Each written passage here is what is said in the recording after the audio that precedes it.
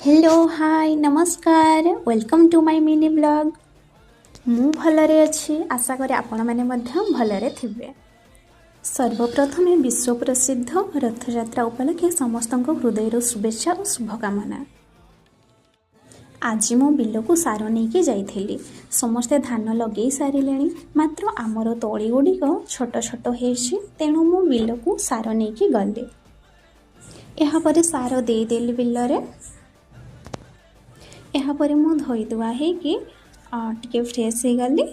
Then मु आसवा बाहरला बेलू मु देखिली दीटा छुआ को से माछ धरवे बोली कहते से पचारि कहीं आसीच एपटे से कहले आम माछ धरवाई आसीचु। यापर मु देखिले गोटे सप्ताह भितर दान गुड़ा एति बड़ हो जाइए। देखंतु एति बड़ हो जाइए गोटे सप्ताह 8-9 दिन हो आज को।